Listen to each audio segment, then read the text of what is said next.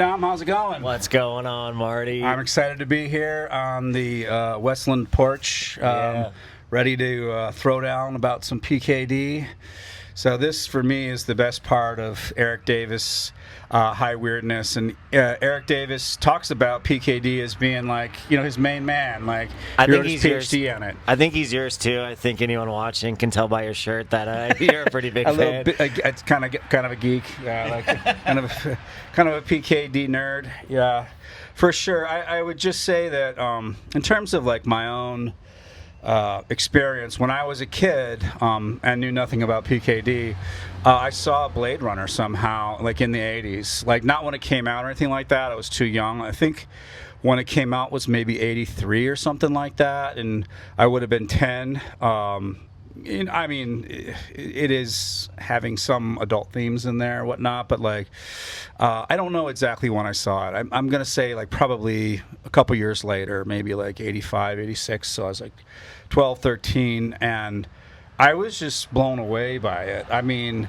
I just could not believe, what Ridley Scott had done, which is just like, I mean, Aliens made him huge, and justly so. Or Alien made him huge, and then Aliens, like, just sealed the deal, I guess. But and his use of somebody who I know is kind of like a little overplayed at this point, but Giger, and I just thought that stuff was incredible. I saw, the Dead Kennedys record with the Giger stuff that got banned because that was cool when I was in high school. And like, I just thought, wow, this is like a really, really dark, interesting kind of a thing. But and just the fact that, Ridley Scott had enough sense to like include that kind of art to make Aliens what it was, as a part of his vision of this haunted dystopian spaceship, really. Like, it also functions as capital critique, so I like that, But like then, to present PKD, in this fallen kind of Los Angeles, not hellscape, but, the book it's based on, Do Androids Dream Electric Sheep, is certainly dystopian, and PKD was one of the, I don't know, it seems like originators to me. Like, I'm not like super knowledgeable about that, genre, but like, it seems like he's one of the OGs of the dystopian whole thing, which is again overplayed now, but like, I still remember when that was like just really fresh, and I still like watching dystopian shit, frankly. And it's because like the experience of and the popularity of this Backrooms movie now and liminal spaces and that kind of stuff. I was following a lot of that as an old fart. I was following a lot of that liminal space shit because I love looking at that stuff. And like AI, I know it's AI generated, makes it look like the inside of a weird 80s office building, so much of it. But like, yeah, it's got this super eerie, haunted vibe, death haunted, I would say. But it also feels like you've been to that area before. It almost feels comforting in a sense. It's a weird thing. It's the whole your guys' generation vaporwave thing, where it's like weird mall music, slowed down, reverb, added, a little extra echo or whatever to it. It's just like, I like all that a lot, like some of it started coming out when I was still, relatively young in the 90s. Like for me, Boards of Canada was the first music that I heard that was deliberately haunted in that liminal kind of way. So yeah, that was, and I loved it for that reason. And I again, there are people that feel that Boards of Canada is super like played out at this point, but like it's not to me, and I still connect with that. It's almost like impossible to play that out for me. I guess I just like am stuck in it ever since seeing Blade Runner, which just like gave me the coolest feeling to see like all these like I don't know, even now to see like Atari was a thing, but it was like, and it was the thing when I was a kid. It was the only video game system there was, the Atari 2600. I'm pretty old. I didn't even make it into like the Nintendo era at all. And so like, but like that seemed like the future. And so we get into this whole like Mark Fisher's Lost Futures kind of a feel that I, am super intrigued by. I spent a lot of time in the 90s in abandoned buildings and abandoned spaces, abandoned malls even, hospitals, churches in Detroit, at raves and parties up there. So like this is a kind of a theme in my life. I'm very interested in this, and again, there's a criticism of that. That's ruin porn or whatever it was called at the time, where it just seemed like white kids from the burbs going into like urban spaces, urban explorers as they're called or whatever, and seeing it as a kind of a exploitative thrill almost.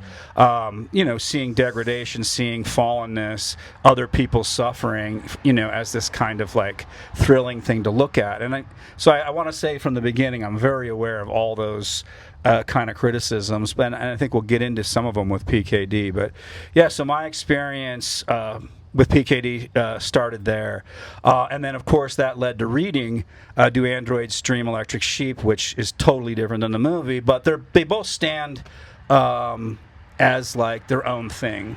So that like Do Androids Dream Electric Sheep, until I read Scanner Darkly and Valis, was my favorite of the PKD.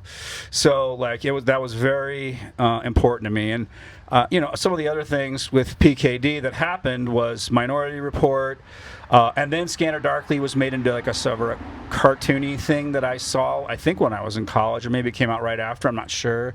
But like, yeah, it became like after his death. I guess he was aware of some of what was going on with, he got to see some footage from Do Androids Dream Electric Sheep or Blade Runner. He got to see some of the footage before he died.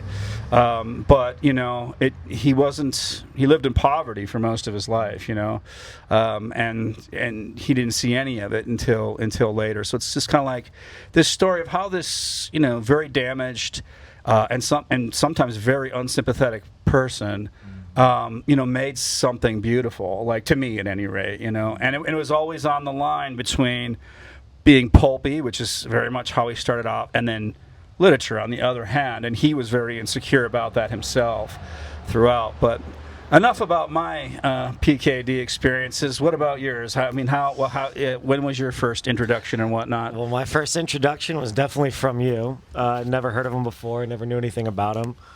I think my intrigue with him is probably his transition of bringing people into more of a materialistic storytelling. He definitely, outlined future tropes and, artificial intelligence in a way that I'm sure had never been done before.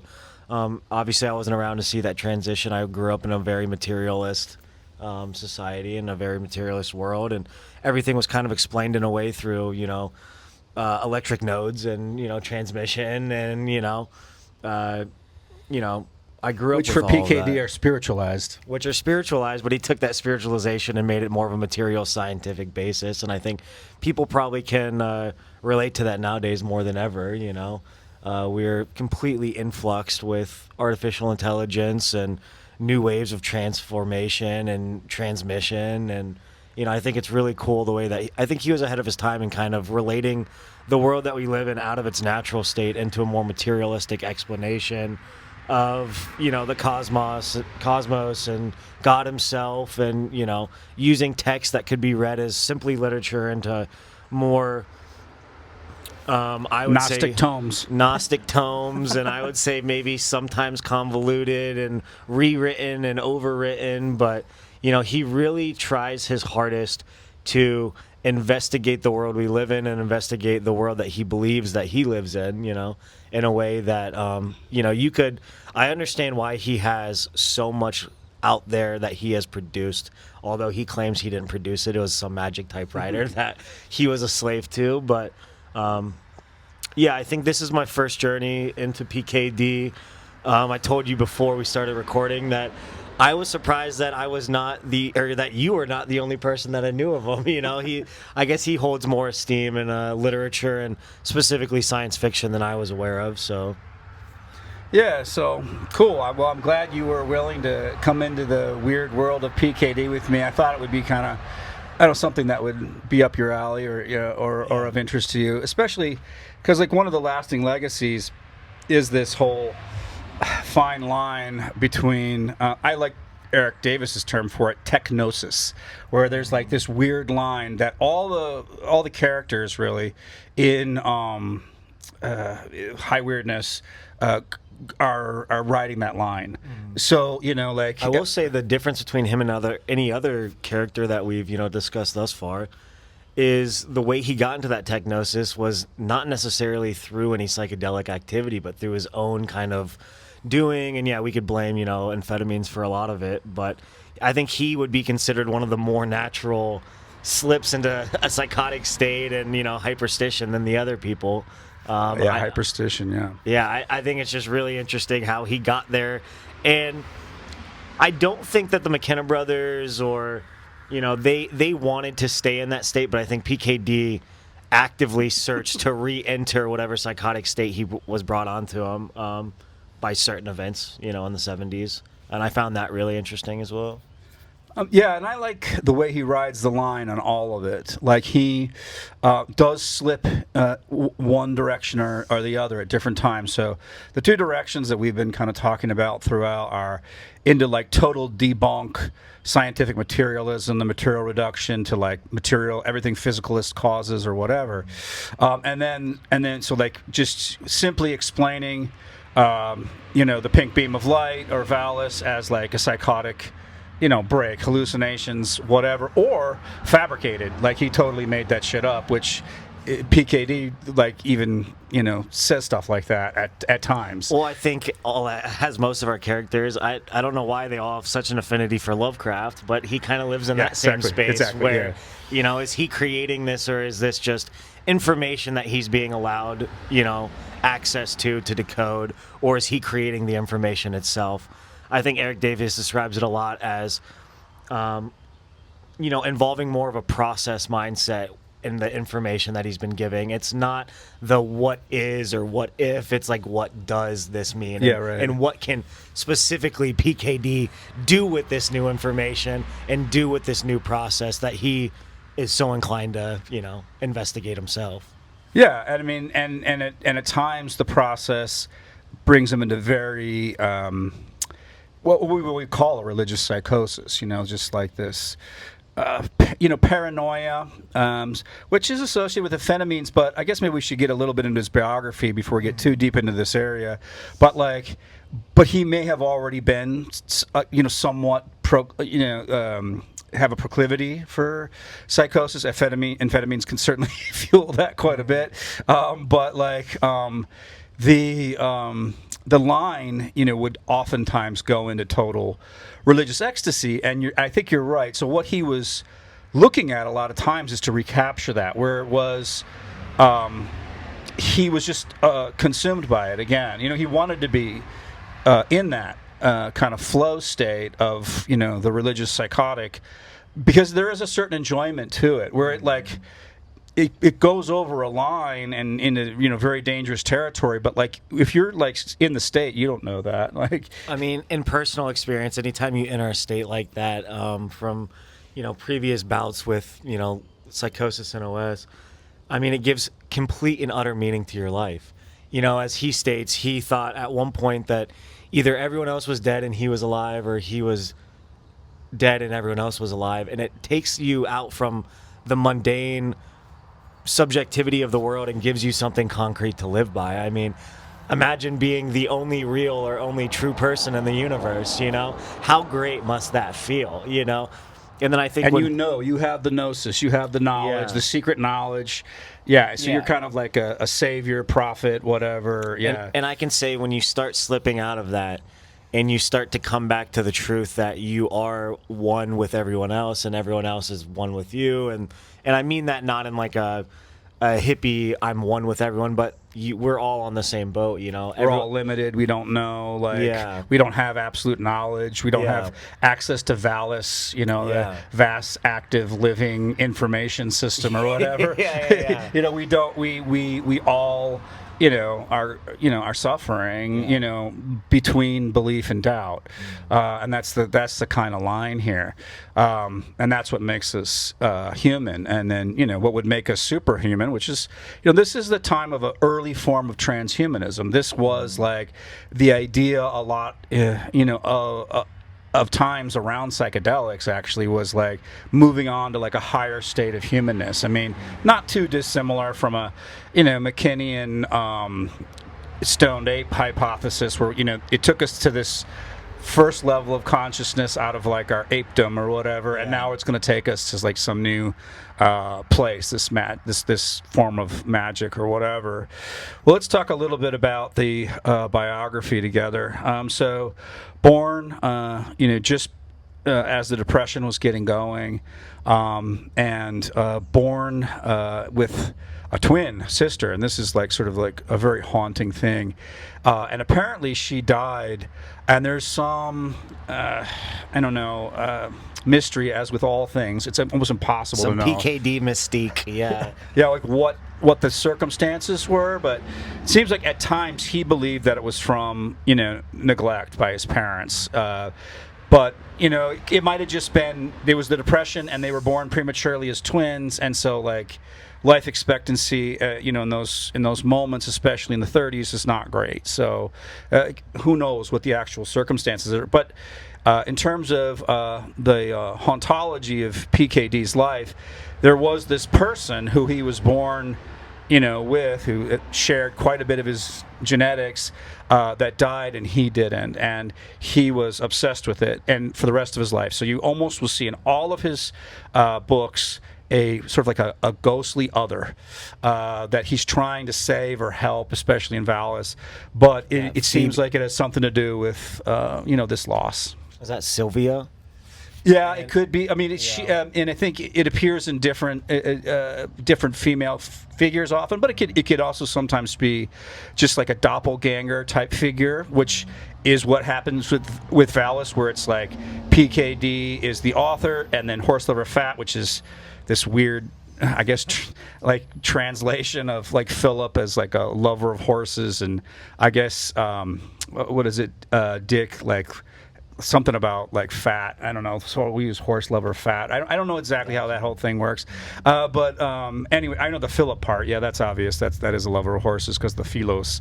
But anyways, but I don't know about the Dick part. I don't know what the hell that is. But anyways, so there's always a double. There's always doubling, and the biggest double is this hyperstitional double that we'll talk about between the imaginal world and whatever reality is, and those constantly switch places throughout. Very eerily, apparently, when his sister was buried, it was an infant's grave, but like the headstone was carved so that it had her on one side, her name, and then PKD's on the other, and it was like this. So there was like the lot was like bought so that he was going to be buried right next to her. I don't know if he actually was or not, but like, imagine going to the grave and like looking at it and seeing your headstone already there or whatever, next to a sister who you have survivor's guilt around. You feel like maybe it should have been you, or whatever, or like maybe she died in some unsavory ways because of neglect, or this kind of a thing, so that you just have this sense of haunting lost possibilities, and that's really what his books in so many ways are about. But the first kind of biographical information that we have is sketchy, and it's sketchy all the way throughout. But fast forward a bit, and so in the 1950s, he seems like he was trying to live a normal life. I don't know, maybe he was on wife number 2 at this point, but like trying to of 5, but trying to of 5. Yeah, you said it. But yeah, he was trying to I don't know, live a regular life, I guess. And what he would do apparently would help his wife with her business throughout the day, and then he would take amphetamines, which he had been introduced to in some form or another as a child for treatment of something. I don't remember what it was, if it was asthma or something. I don't remember. There's some condition that he was getting it for. But anyways, it might have been even like some early treatment of some sort of mental situation that he was in. I don't know. Yeah, it's definitely hard to keep straight which mental affliction he dealt with at different points of his life. You could say there's probably about 10 to 20 separate issues. Yeah, or all at once, yeah. And so he kind of like slid into it from there. I mean, in a similar fashion, so many kids that were introduced to Ritalin, and this is not to knock medicating ADHD, but like so many kids like me who were introduced to Ritalin, I didn't really take with me, but like in the 80s as a treatment for ADHD, like got a taste for amphetamines for the rest of your life. Because if you do have a condition like that, I can tell you, like, the only time you'll ever feel super locked in is like on some amphetamine or another. But the addiction was almost lifelong and extreme. Like, some of the numbers in the book was just crazy. And who knows again. At one point, his fifth wife clocked it at 15,000 amphetamine tablets a month. Or no, 1,500. But anyway, still an astronomically insane number that you would almost have to believe. I just can't even understand be, that. Yeah. I mean, and there is the phenomenon that you referred to earlier, and we'll just say a little bit. Amphetamine psychosis is like something now that, especially with some of the better amphetamines, I guess, the amphetamine salts, like what's the big one? Adderall. Vyvanse, Adderall, yeah. So they, kids get into it. Like they have to come off their meds sometimes because they get maybe overprescribed. But like, if you're taking an amphetamine every day, you're it can get you into a. So let's talk about that a little bit. It's an obsession, basically. Like, it can be a paranoia where you're over-recognizing patterns, but like, as an ADHD person, your projects, your obsessions are, all consuming, like me and PKD or whatever. You have to read everything they ever wrote, everything that was ever written about them. You know what I mean? Like, that's the kind of life that's how we do, And everybody around you is just like, what the fuck? Like, calm down, bro. Like, I can still. I mean, some of the obsessions I had when I was a kid, and you just like talk everybody up about it, And this is like part of the thing where, like, again, they're realizing there's this kind of line between ADHD and autism, where it is like you're some kind of savant. Like, did I tell you about like the trains or whatever you're into or whatever? And so like, and just really socially unaware in that regard. But in the 1950s, he's trying to do it, but he's trying to do it in a psychotically induced. And this is the question we were talking about before too.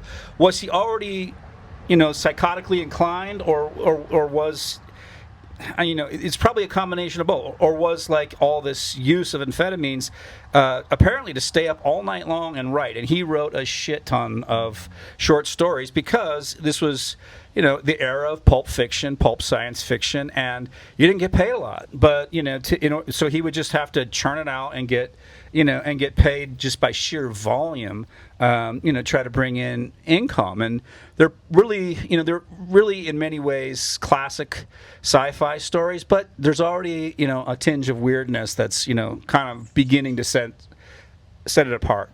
It may be worth just kind of laying out a timeline of his literary works. So starting with Gather Yourself Together, 1950, Voices from the Street, 1952, Vulcan's Hammer, 1953, Dr. Futurity, 1953, The Cosmic Puppets, 1953, Solar Lottery, 1954, Mary and the Giant, 1954, The World Jones Made, 1954, Eye in the Sky, 1955, The Man Who Japed, 1955, A Time for George Stavros, 1956, Pilgrim on the Hill, 1956, The Broken Bubble, 1956, Puttering About in a Small Land, 1957, Nicholas and the Higgs, 1956, Time Out of Joint, 1958, The Milton Lumpke Territory, 1958, Confessions of a Crap Artist, 1959, The Man Whose Teeth Were All Exactly Alike, 1960, Humpty Dumpty in Oakland, 1960, The Man in the High Castle, 1961, We Can Build You, 1962, Martian Time Slip, 1963, Dr. Blood Money or How We Got Along After the A-Bomb, 1963, The Game Players of Titan, 1963, The Simulacra, 1963, The Crack in Space, 1963, Now Wait for Last Year, 1963, Clans of the Alphane Moon, 1964. The Three Stigmata of Palmer Eldritch, 1964. The Zap Gun, 1964. The Penultimate Truth, 1964. Deus Irae, 1964. The Unteleported Man, 1964. The Ganymede Takeover, 1965. Counterclock World, 1965. Do Androids Dream Electric Sheep, 1966. Nick and the Glumug, 1966. Ubik, 1966. Galactic Pot Healer, 1968. A Maze of Death, 1968. Our Friends from Frolics 8, 1969. Flow My Tears, the Policeman Said, 1970. A Scanner Darkly, 1973. Radio Free Albemuth, 1976. Valis, 1978. The Divine Invasion, 1980. The Transmigration of Timothy Archer, 1981. The Owl in Daylight, 1982. Ubik is a particular kind of dystopia. It's capitalist dystopia. It's like people, on the moon, it's all, tricked out with all kinds of different advertisements, displays. It's like the most hyper capitalist society up there and whatnot. But like the Ubik spray would be like the ultimate goal of capitalism, which is like it reverses biological degradation. So like if you spray it on a person, but it again, there's like this weird thing that happens.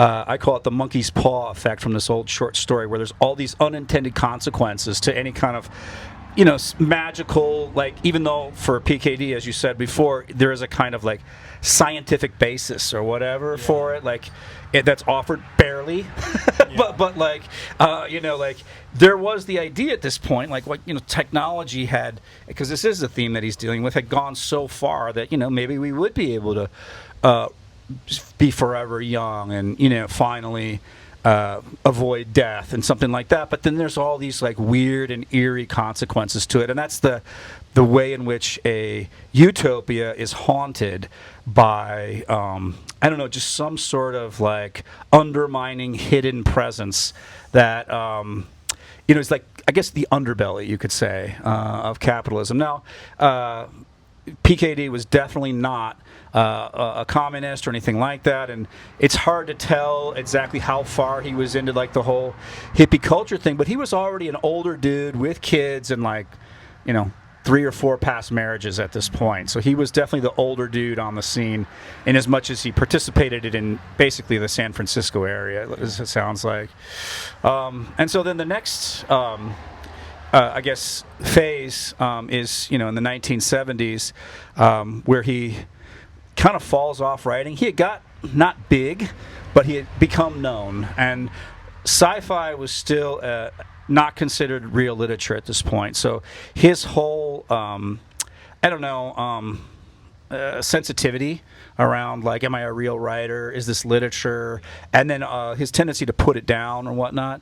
Apparently, he knew Robert Anton Wilson, and Robert Anton Wilson, as Eric Davis points out, runs this line between pulp bullshit and like actual like interesting literature, although PKD has been accepted as real literature, whereas for the most part, whereas Robert Anton Wilson has not. Like the Illuminatus trilogy is like just considered like this artifact of its time, basically, just like, and also a lot of people, which I don't blame them for, like blame him for our super like conspiracy theory, like, because he basically created it, the Illuminati conspiracy. Eric Davis is very careful to point out that he did create that, but he did not create that what's called the paranoid style of American politics, where he did not create this American, propensity for conspiracy theories. That has been a part of America from the beginning. Like a lot of the pamphlets that Sam Adams was running around passing out at the Revolutionary time, like were basic bullshit about like the British oppression and like what they were, like it got us our country, but you know what I mean. But like it was all this like super paranoid. The British want to make us white slaves was his idea to their colony. They of course wanted to have their slaves, but they didn't want to be slaves to Britain. But like so the conspiracy, you could say, started there. But for all of these writers, a lot of this conspiracy stuff gets really going, I guess you could say, around the time of JFK, and then you get all the theories about that. Couldn't have been a lone gunman and all that, and then you get all kind of weird alien things happening. And for religious studies guys like Eric Davis, there's a interesting mapping between Gnostic forms of Christianity, or just Gnostic forms of religion that have some basic structure to them, and this era, and that go on into today. But a lot of this high weirdness stuff of the 70s especially, and this is Dick, living apparently in some drug house that he basically is the weird old Kingpin, guy. yeah. And the way it was described, he had jars of pills, like amphetamines. Yeah. Jars of amphetamines readily accessible for Bay Area drug users, mostly teenagers, young adults. I think a lot of them came from his stepdaughter's school, his previous fourth wife's stepdaughter's school. Very scummy. Yeah, very scummy. And amphetamine wasn't the only thing. That was, I believe, is a time where he did dabble in LSD, which he didn't often. And I know in the 70s, I think he was one of the big one of the naysayers due to his intensely negative experiences. I think, most psychonauts from that area describe, pure ecstasy and breaking through and gaining this absolutely magnificent, beautiful, transcendentalism. And I think Dick never felt any of that from LSD. So he stuck with his jars of amphetamine tablets.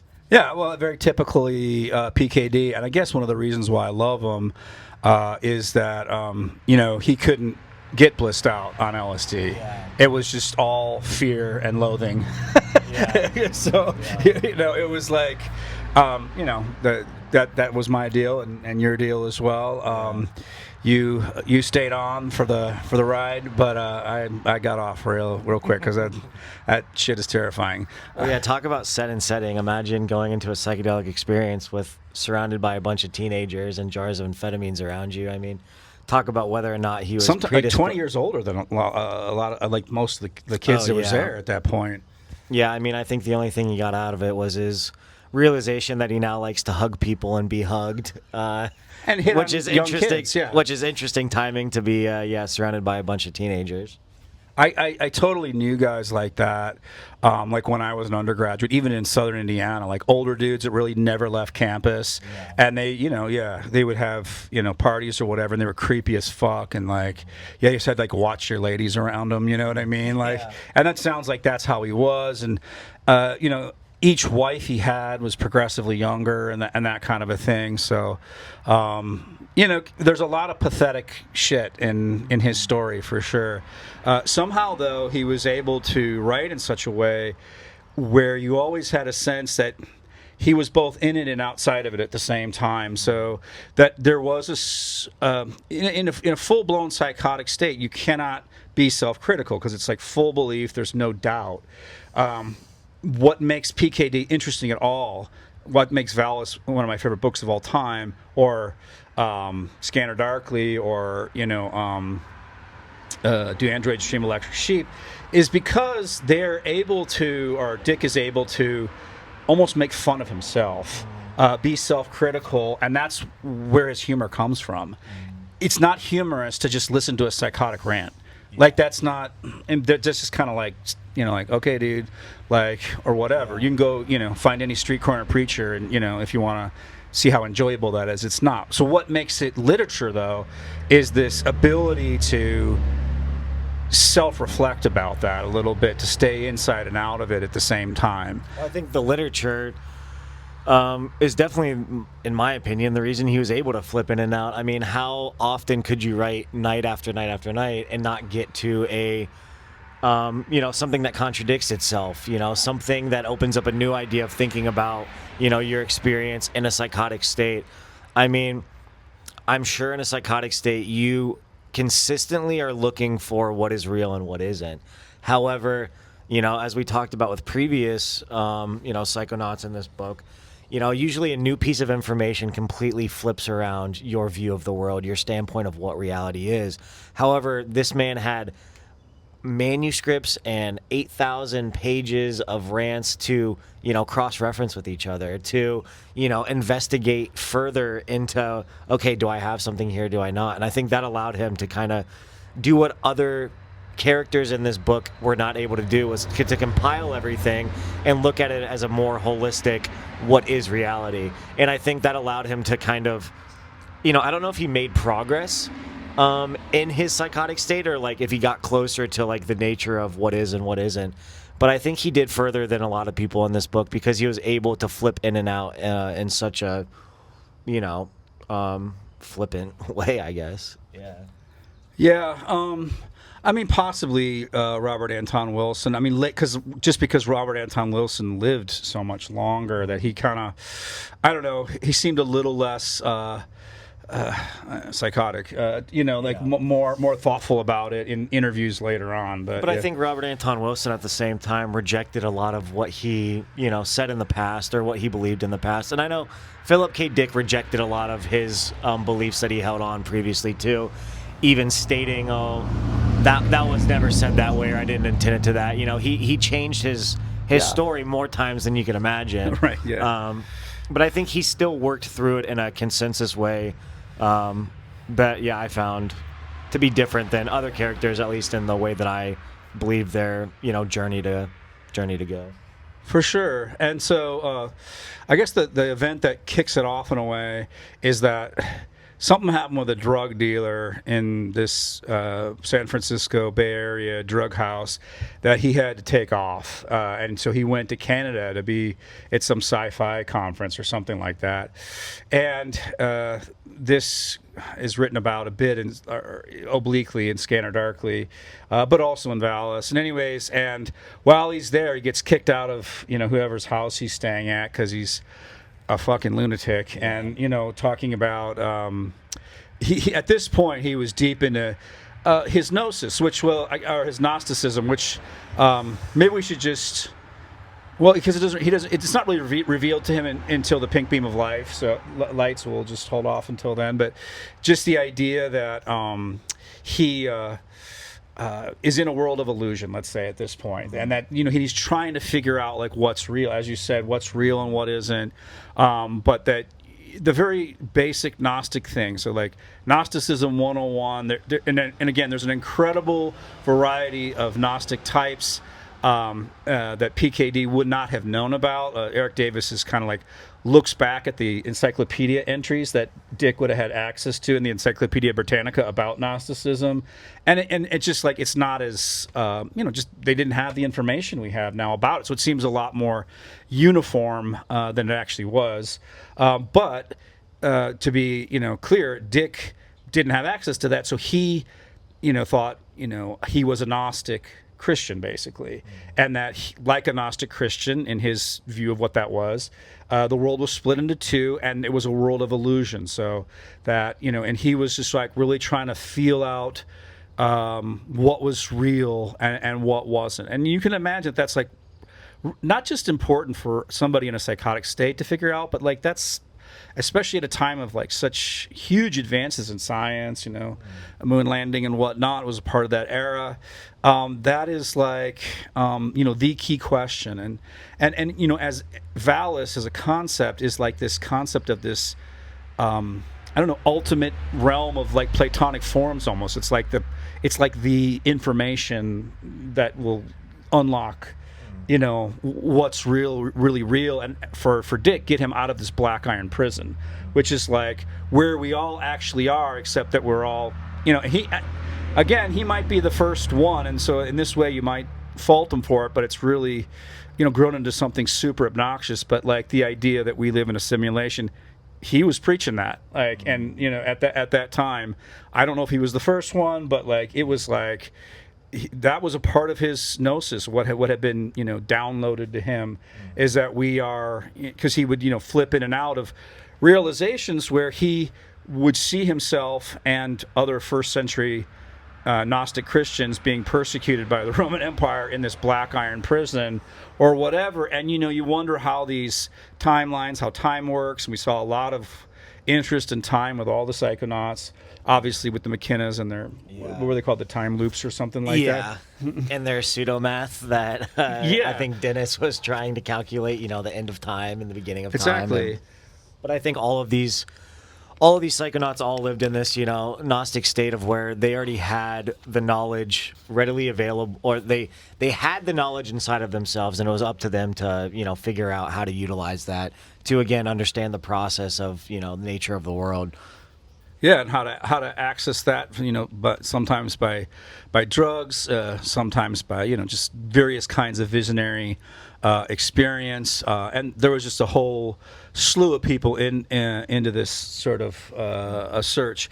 And I guess like Castaneda and his like stories of power, Aslan or whatever that was called, where Castaneda went to I guess it was New Mexico. He was a Berkeley professor in anthropology, and made up this fictive relation with a some kind of a Native American person, shaman there, who like, and this was so influential to everybody there. Like they were looking for that shaman, So like Castaneda just made it up, like, and then wrote about it. And this is going to get us into hyperstition as well. The whole hyperstition of the situation is like, and then like this made up shaman winds up teaching Castaneda stuff, and even after it was revealed that it was bullshit, that like was real, nonetheless. So like in whatever way, Castaneda, and he got 4 books out of it, I think at least, and then a lot of notoriety, and became famous and whatever else, and then infamous after that. But like, this is the time of L. Ron Hubbard making fucking religions up, and I mean, this is like so much. And these guys were all aware of those guys as well. So like, so much of the weird 70s is like this kind of like shift from the optimism of the hippie 60s into something that is definitely dystopian and definitely a little bit more, or a lot bit more, in like certain people's cases, sinister. So it's quite sinister to be operating a drug house for teenagers when you're in your 40s or whatever. Yeah, it's not very hippie naturalist.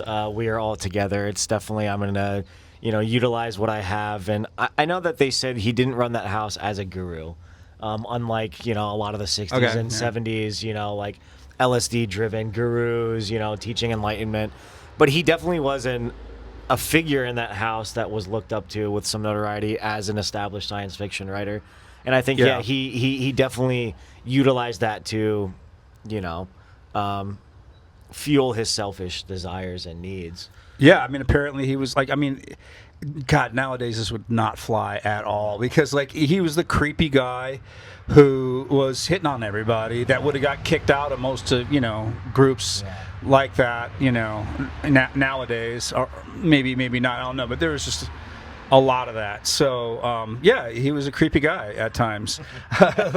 And he was also, as far as we know, like he could be really, as you would be on a amphetamine fueled psychotic trip, you would be you're very agitated, and you can be, you're super flowing into your fucking theories and whatnot. But like anything that gets in the way of that, like real life, you can get a kind of violent disruption. So apparently he was rough with his wives and stuff like that, and violence was a part of his deal there too. So reprehensible, unforgivable, like nothing redeemable in any of that. You know what I mean? And so anyways, like 70s was a low, let's just say. But after he got kicked out of this house in Canada, apparently, he was wandering around and got picked up somehow, got checked in maybe to a psychiatric ward of some kind, and then from there went to like a drug treatment facility that was kind of like a drug farm or whatever, and he felt it was like really militaristic, and like, you know, they were really into this idea of the true self, and at that time or whatever. And so, you know, you got to discover, if you want to kick your addiction, you've got to like almost violently like get past all your bullshit to the true self or whatever. You know, which has its pluses and minuses. For me, mostly minuses, but like, and for Dick too, but like, Dick claims it like got him off of speed at any rate. It sounds like he was still doing shit, but like, he was, you know, the thing he wanted to kick was the incredible speed habit. So, and then, you know, coming back to California with the fifth wife and a young newborn, gets the pink beam from Vallis, which started with a episode. He had some dental surgery, I guess, and then at this time people used to deliver drugs to your house or some shit. So some woman shows up at his house wearing the ichthus Christianity symbol, which I guess was just coming in vogue at that time. There was a sort of like realization that this had been a Christian put down during certain Christian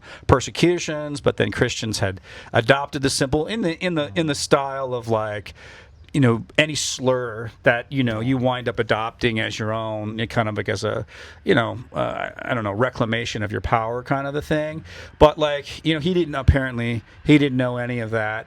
And she was wearing this symbol. And again, there's so much bullshit intertwined in all these stories. And when you're looking at the exegesis, as you said already, you get him telling the same story so many times that it winds up being, you know, a different angle on it at different times. And so you don't even know, like, if Dick doesn't know what the hell actually happened, or if he's obfuscating it from himself. Well, I think, as I stated in like the last episode that we recorded, in a psychotic state, personally, you really lose like primary versus secondary information, to where you get a new piece of information and you think that's the first time you've heard about it, that's the first time it's been brought up in your life, and the timeline gets flipped around where you now retroactively make sense of things you already know. I remember, you know, I would, you know, you have a, you know, you run these self-confirmation biases where you say, oh, if this person does this and they respond a certain way, that will somehow you know, let me know that they are in on the game, that they are aware of what I am thinking, doing, saying. And I think Dick does this really well with a lot of the aha moments he has in his life, where, you know, he claims to have no previous knowledge of, you know, these symbols and their meanings and iterations. And then when he becomes privy to that information, and then he retroactively finds out more about them through research, and, you know, even though somehow he stumbles across this in encyclopedias, you know, like, which is so ridiculous, but yeah, he had no idea what this symbol meant, and then, you know, all of a sudden he is now privy to everything it has to offer. Also, for those, I didn't realize the fish symbol that he's talking about are the silly little bumper stickers that you see on people's car. So if you're wondering what the symbol necklace is, it's the fish. Right. So apparently the Greek word ichthus sounds a lot like Christus, and so they were making fun of the Christians by calling them fish, basically. That's kind of how that started, and then, you know, Christians were like, I guess, cool, yeah, but it was, you know, it wasn't like kept up over time, but it might have been a secret way of recognizing each other too, which would have been right up Dick's alley, having you know, secret, you know, indicators and signs of, you know, hidden things. So, you know, it even says in the exegesis, apparently, no, it wasn't in the exegesis. I guess his wife said that no, he had an ichthus like thing. He knew so much about it. He even had one hanging in the window or something like that. He had one dangling in the window previously. Yes. So like but he acted like he'd never seen it before, and it just like opened him up when he saw this. And part of what is like is thank God for wife number 5. What was her name? Phoebe. Yeah. So she was like just talking about what a horn dog he was, basically, even, you know, at that time, and like he was infatuated with the girl, basically, the delivery woman. Yeah. So he wasn't really checking out her ichthus so much as checking her out and like just feeling her, you know, I don't know what, sexy 70 girl vibe or whatever. And but anyways, it opened him up to, you know, certain realizations. And it was sunlight reflecting off that he described as a pink beam. I believe they went and said it actually wasn't pink, or he stated it wasn't pink. It was just sunlight. These stories have been revised so many goddamn it was the times. time of day to made it look pink. But yeah, anyway, the pink beam of light really changed his life forever. Yeah, and everything he wrote after that. And for me, the big one is Valis. It was a reflection on that. And all the exegesis is basically about this event.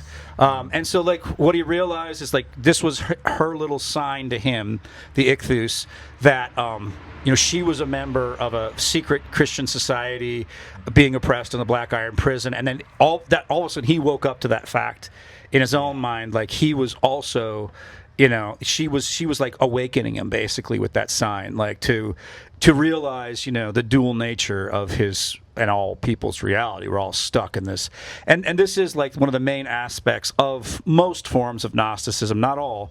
Whereas, you know, you have two different creators, or no, one creator, and the creator of this world is evil, or a trickster at any rate, and just, you know, has put us in this, you know, bullshit reality, fallen material, basically reality, and that, you know, if we wake up and realize, you know, the state we're in, we can, for Dick, this is very important, right now be in, you know, with the other God, the loving God who, you know, is beyond or outside of creation, so that creation itself is a kind of fallenness, and so you could, you know, you can return to this like perfect, you know, state of bliss with this, where you come from, this other God before the creator God, you know, but you got to break out of the Black Iron Prison of your mind, man.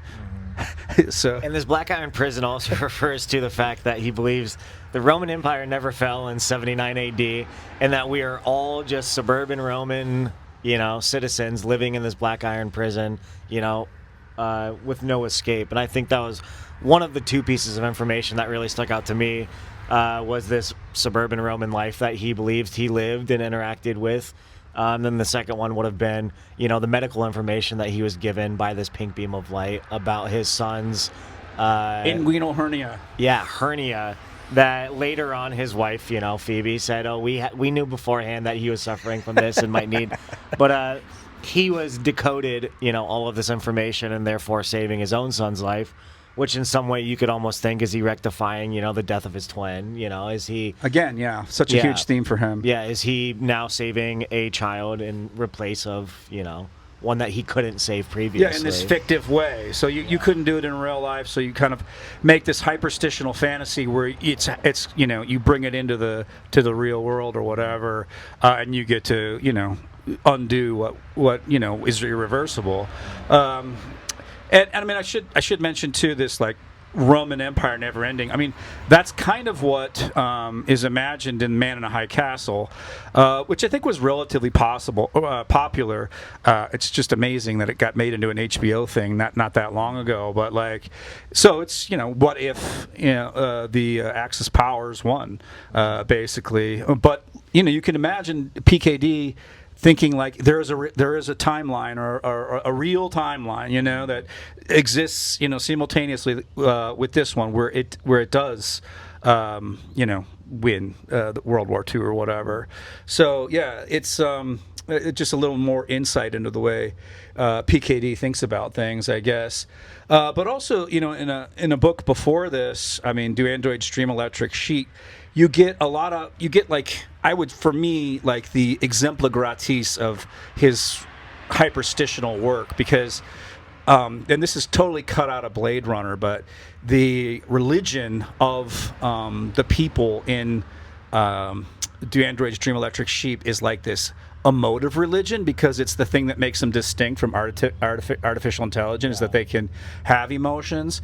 And I'm going to run roughshod over this just to be quick, but like one of the things they do is they sit in front of these sympathy boxes, which is like their faith, where they can like it's like, and what they're watching, it's like a TV. I mean, this is such a rabbit hole to go down, but like in terms of hyperstition, but like it's like a TV in which they watch this dude, Jesus-like figure, walking up a hill while people throw rocks at him, and it's like really hard to know, like, is this actually happening, or is this like a reenactment, or like what's happening? Is this guy actually in pain? But there's times in which one of the main characters in Do Androids Dream Electric Sheet, Deckard, like flips in and out with this character and can actually feel the pain, and like, so it's like all these, flipping of spots all over. But there's like this really incredible scene when, one of the other characters, whose name I'm forgetting right now, but he was like the toy manufacturer in the Blade Runner movie.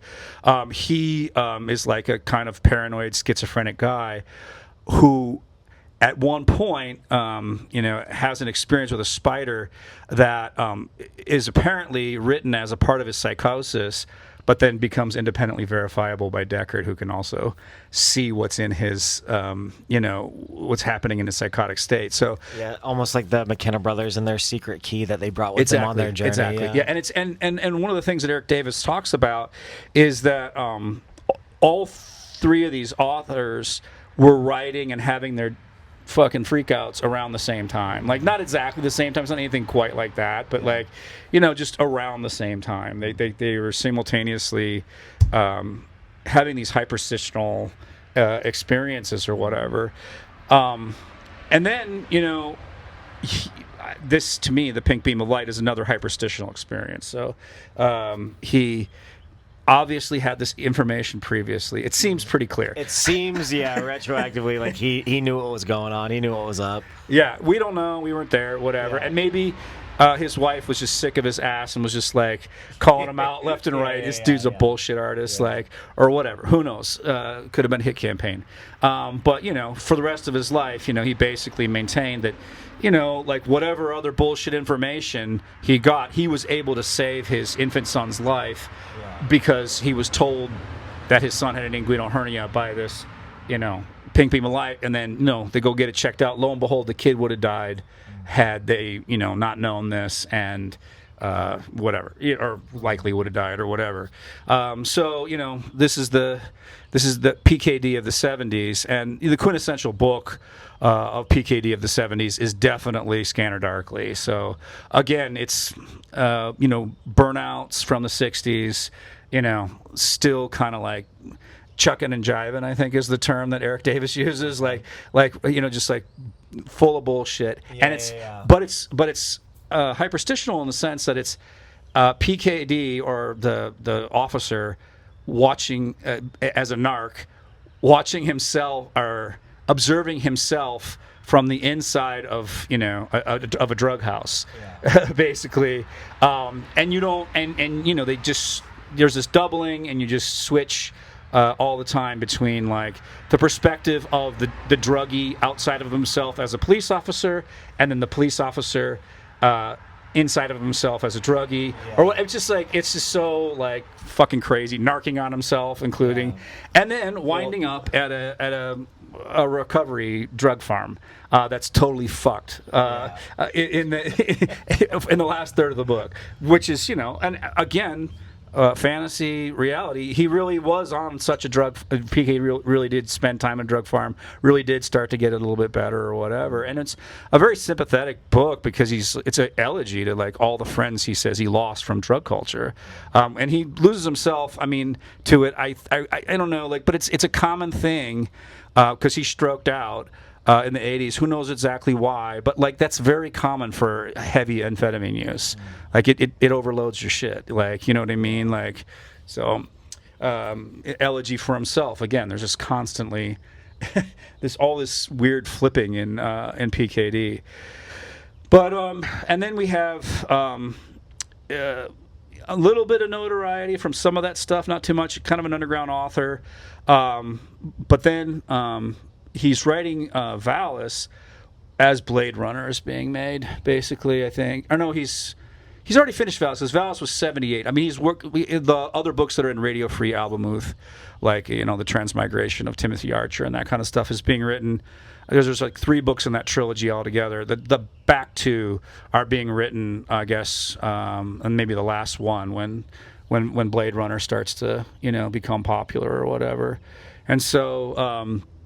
he's looking at his work become a movie, and it's really different, kind of a thing. And that was the first time, and I don't know what kind of vindication he felt, or if any, but like, it just was a chance for us to kind of go into this world through Ridley Scott, and I just did a great job as far as I'm concerned with it, of capturing I don't know, the sort of feel of the whole thing, of a fallen dystopian, eerie, place of lost futures. Because in Do Androids Dream Electric Sheep, and in Blade Runner, most of the people are living off world.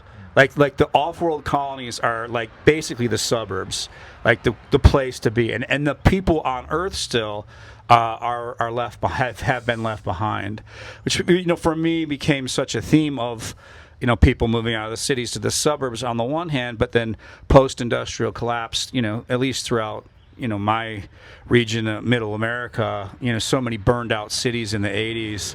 And 90s, and just like entire economies destroyed. There was like this huge sense of having been left behind by many people, like by the new economy, by the new way of being, or whatever. And so anyways, like this hyperstitional loop is so prevalent and so much a part of all these books, and it's just interesting to wonder, like, how much is this real? How much does this play out in my own life as well? Just because there is this kind of, I don't know, back and forth of wondering, like, what was there before me and what did I put into the world? Like, what is a projection of me? And that's kind of like, I guess runs full circle about, the scientific quest for knowledge, the observer effect. How much am I getting in the way of my own observations of the world? And there's been a recent development within science, especially with this book called The Blind Spot. Evan Thompson was the philosopher on that project, where there is no way of knowing about anything without us being in the picture. There is no omniscient third person gnosis that gets downloaded and it's like objectively true or whatever. Everything is to some degree mediated through the first person observer. So at any rate, I don't know, what do you think? Last thoughts on PKD? I don't know. Last thoughts on that last few sentences you just had. I don't know if I can go back to PKD at that moment. Have me questioning my own place in the world at this moment. All I'll say on PKD is that, again, I think he does something better than our previous characters have been able to do. And I think the way that he flips in and out reflects his gnosis beliefs, and the way that knowledge can flip in and out and be recursive upon itself. Yeah, I think we might have to save our conclusions for another PKD. Another PKD? Another All right, PKD. Yeah. So, yeah.